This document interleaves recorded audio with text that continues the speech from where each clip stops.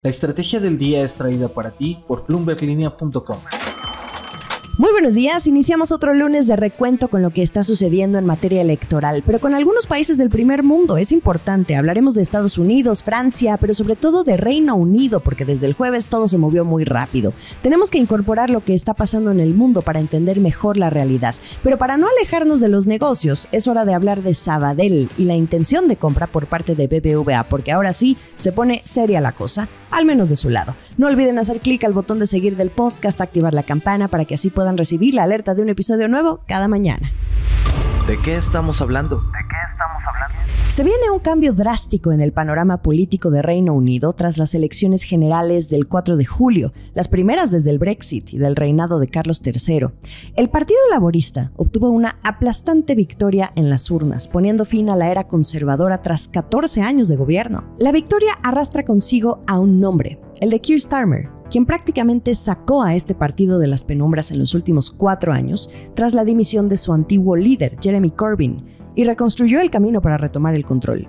Es abogado, caballero del reino, que supo capitalizar el malestar de los británicos que pedían un cambio tras las consecuencias que trajo separarse de la Unión Europea, los recortes al gasto público y el aumento del costo de vida.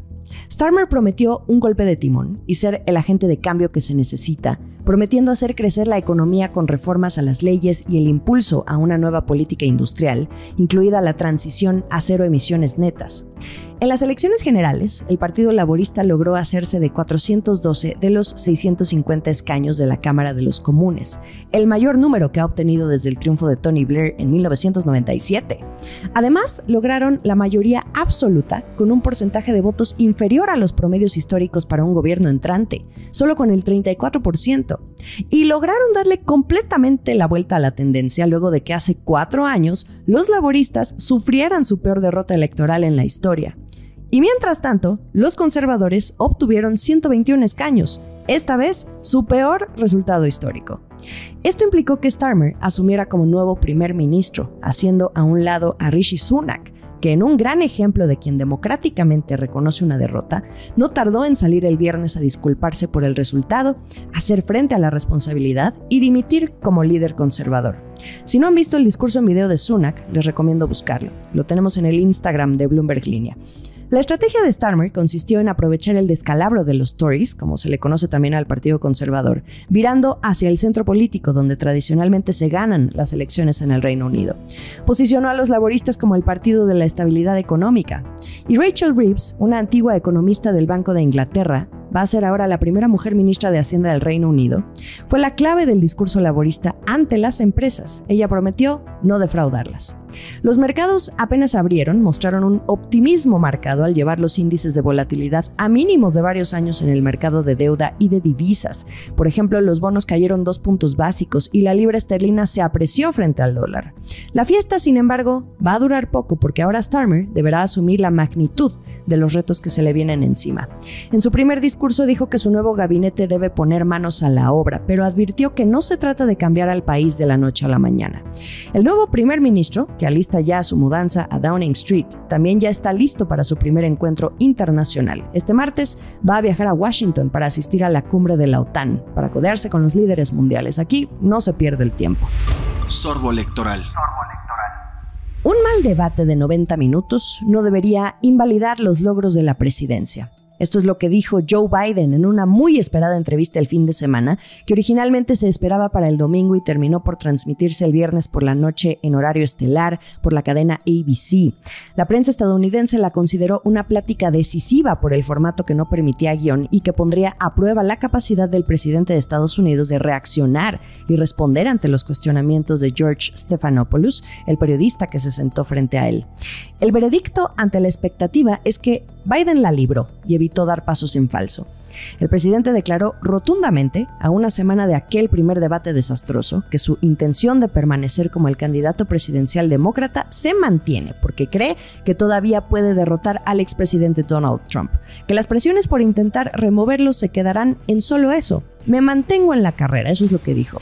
Aunque déjenme decirles, falta ver en estos días el sentimiento del electorado y de los principales donantes de su campaña mediante las encuestas y el dinero que aporten.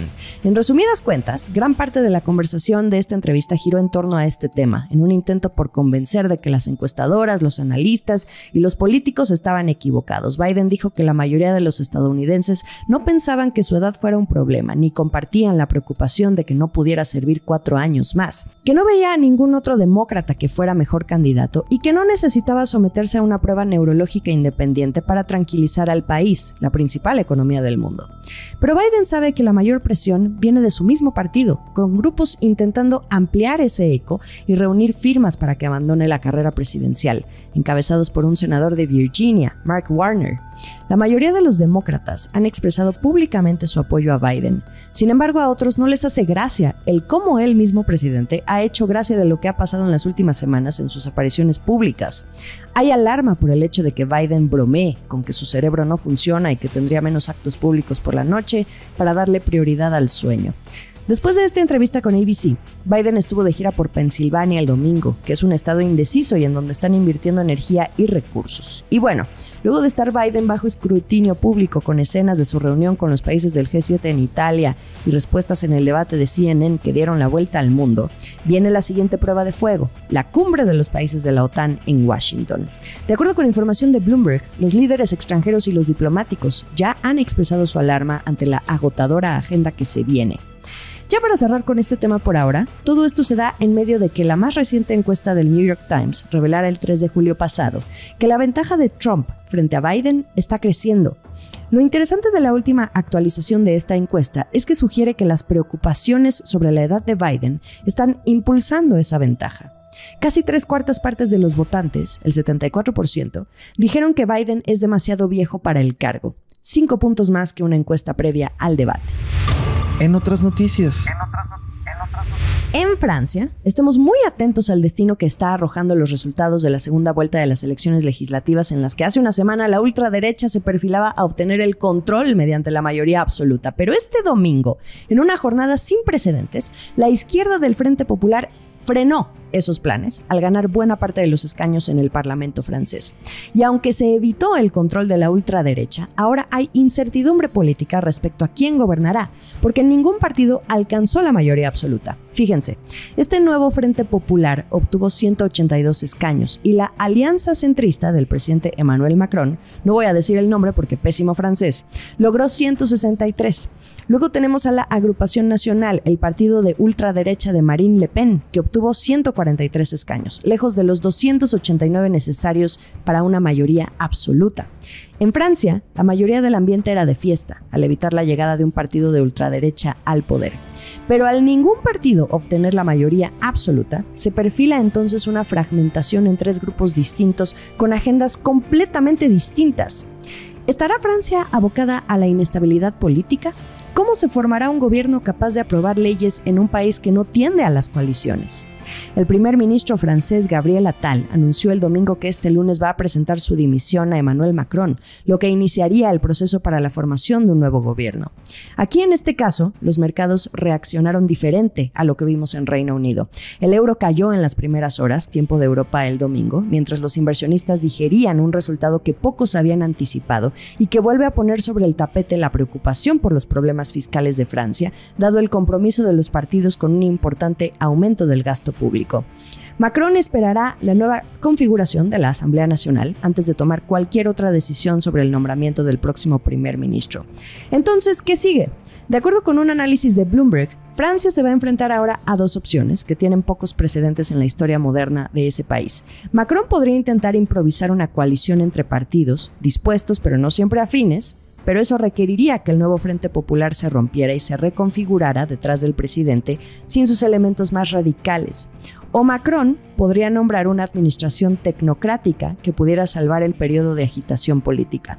Ambas soluciones significarán probablemente un gobierno debilitado que tendrá problemas para aprobar cualquier legislación significativa y con menos influencia en la escena internacional. Y bueno, los mercados, ¿qué esperan? Aunque se logró neutralizar al partido de Le Pen, es probable que la victoria del bloque de izquierdas perjudique a los activos franceses. ¿Cómo? Bueno, una estratega de mercados globales de JP Morgan Asset Management sugiere prestar atención al diferencial entre los rendimientos de los bonos de Francia y Alemania, porque podrían ampliarse. Y esto porque la Comisión Europea y las agencias calificadoras esperan recortes de entre 20.000 y 30.000 millones de euros al gasto, pero el gobierno tendrá que lidiar en realidad con un partido que quiere aumentar el gasto en más de 120.000 millones de euros. Y esto podría crear tensiones en los mercados en las próximas semanas, porque podrían exigir un diferencial más alto, mientras el nuevo gobierno no haya aclarado su posición fiscal. Acuérdense que entre más riesgo ven, más alta es la tasa. El último sorbo.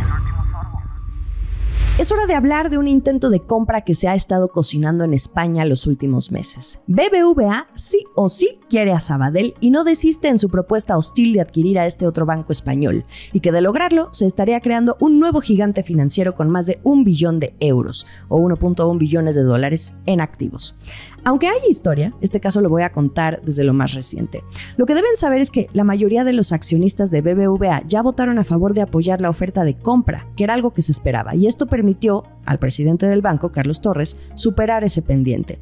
La moción para aumentar el capital mediante la emisión de nuevas acciones es un paso necesario en el proceso y fue adoptada finalmente por el 96% de los inversionistas durante una junta extraordinaria de accionistas en Bilbao, en España, el viernes 5 de julio. Carlos Torres consideró a este sí que le dieron como un hito en la propuesta que hizo. Pero el que haya obtenido luz verde de sus inversionistas es solo uno de los muchos obstáculos que a BBVA todavía le falta sortear mientras persigue a Sabadell en esta adquisición hostil. El siguiente paso ahora es la aprobación de la oferta por parte de varios reguladores nacionales e internacionales, y aquí se incluye al Banco Central Europeo. En última instancia, se busca la aceptación de su oferta por parte de accionistas que representen al menos el 50.01% del capital social de Sabadell. Y bueno, ¿qué opina Sabadell ante todo esto? Pues está dando a desear. Desde la plana directiva lo rechazan al considerar que BBVA no le está dando el valor adecuado a la empresa. También ha dicho que la oferta infravalora los costos asociados y el impacto de capital. BBVA está ofreciendo una acción de una nueva emisión por cada 4.83 acciones de Sabadell. En el momento de la oferta, ese ratio implicaba una valuación de 11.500 millones de euros para el banco. El importe final de la ampliación de capital va a depender del número de accionistas de Sabadell que acepten la oferta. Y su presidente, el de Sabadell, Josep Oliu, dijo en una carta a los accionistas el jueves 4 de julio que todavía queda un largo camino por recorrer antes de que se les pida que decidan si quieren negociar sus acciones. Se ve poco probable que veamos algo sucediendo antes de finales de 2024, dada la complejidad de los procedimientos regulatorios en curso. Esto no lo digo yo, lo dice el propio Oliu. Además, Sabadell no es el único que se opone al acuerdo, también el gobierno español. Lo que le preocupa es que esta adquisición por parte de BBVA limite aún más la competencia en un mercado bancario que ya está dominado por un puñado de bancos. Nueva semana y ya saben que aquí está lo mejor de la información económica y de negocios, por supuesto, la estrategia del día. Estamos en ex-Twitter como @laestrategiamx, en Instagram a mí me encuentran como @JimenaBusiness y YouTube, los episodios completos en video. Esta fue la estrategia del día, escrito y narrado por Jimena Tolama, producido por Arturo Luna y Daniel Hernández.